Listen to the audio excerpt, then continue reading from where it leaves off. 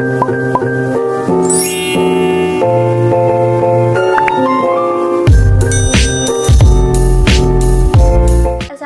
warahmatullahi wabarakatuh. Halo guys, perkenalkan nama saya Vika Nur Aziza. Saya dari Universitas Muhammadiyah Profesor Dr. Hamka, Fakultas Keguruan dan Ilmu Pendidikan, Prodi Pendidikan Ekonomi. Jadi di video kali ini saya ingin membahas tentang penyusutan aset tetap metode hasil produksi. Jadi stay tune terus ya guys. Penyusutan aset tetap metode hasil produksi. Pengertian. Menurut metode ini, beban penyusutan aktiva tetap ditetapkan berdasarkan jumlah satuan produk yang dihasilkan dalam periode yang bersangkutan. Dalam penyusutan aktiva tetap dengan metode satuan hasil produksi, beban penyusutan ditetapkan berdasarkan jumlah output yang dihasilkan oleh sebuah aktiva pada periode berjalan.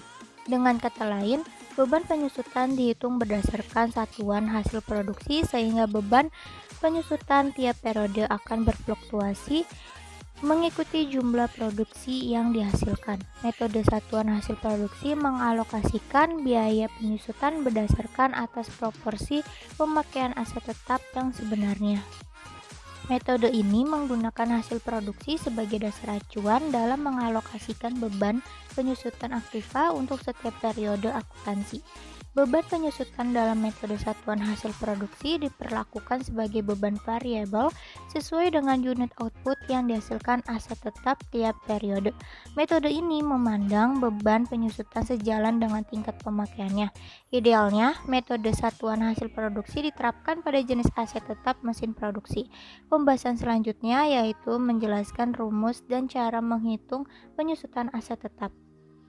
Bagaimana rumus pada penyusutan hasil produksi dan penerapan untuk menghitung nilai depresiasi aktiva tetap?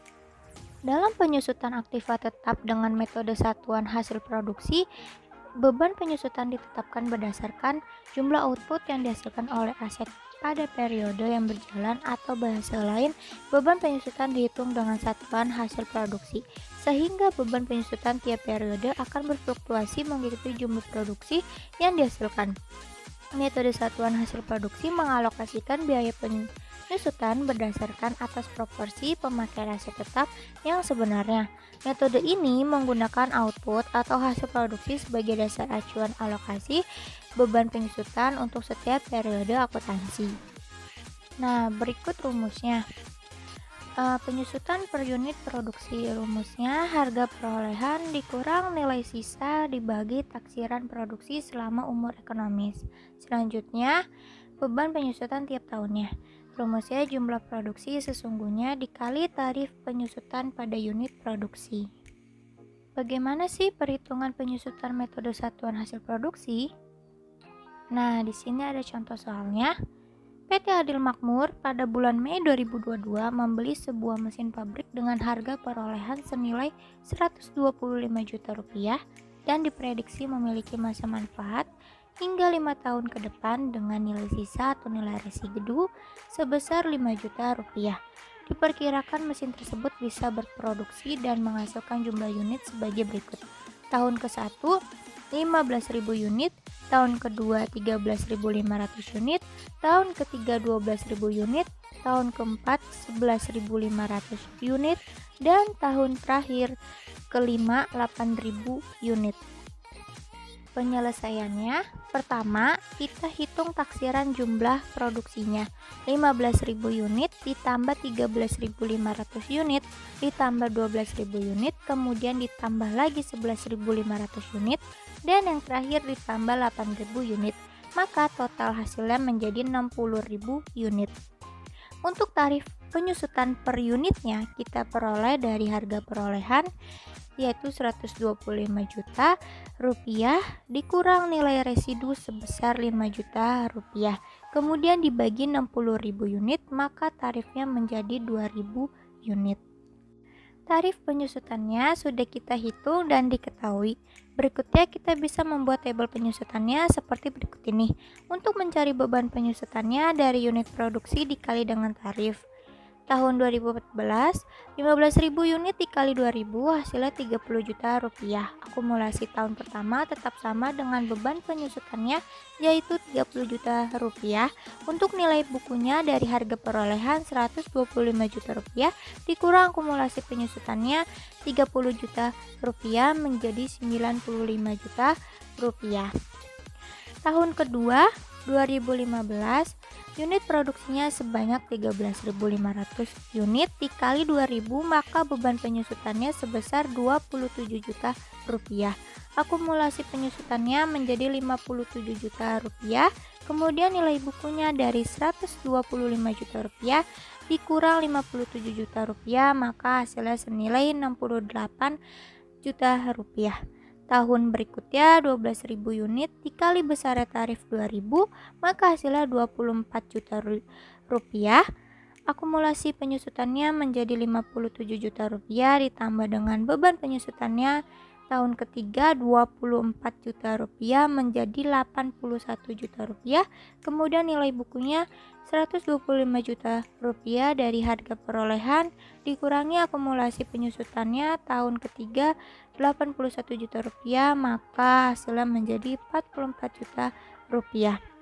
Kita lanjut tahun 2017, caranya sama 11.500 unit dikali 2.000 hasilnya 23 juta rupiah. Kemudian akumulasi penyusutannya kita peroleh dari 81 juta rupiah ditambah 23 juta rupiah maka hasilnya 104 juta rupiah.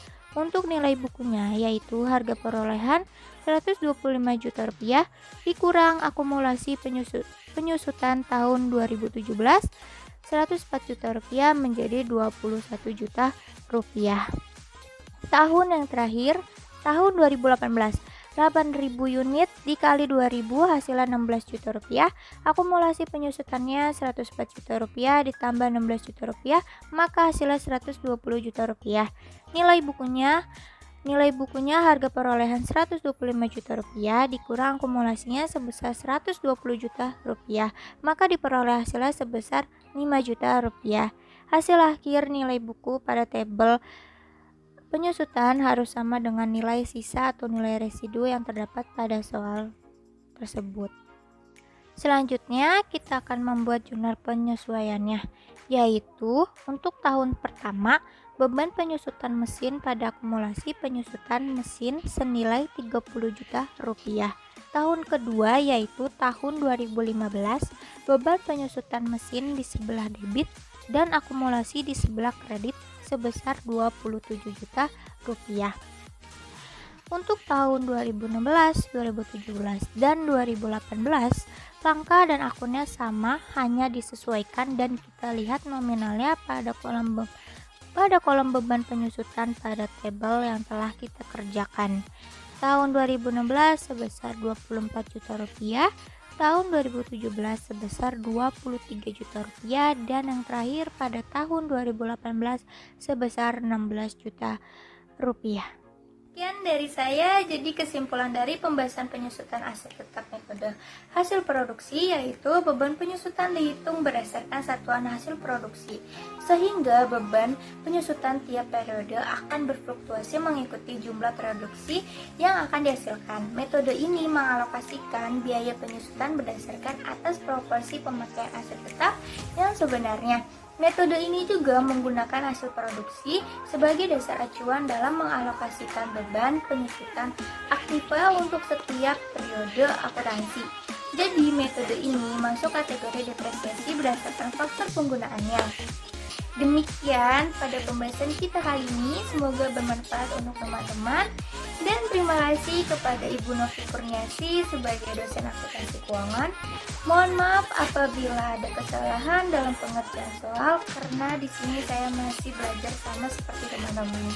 Wassalamualaikum warahmatullahi wabarakatuh.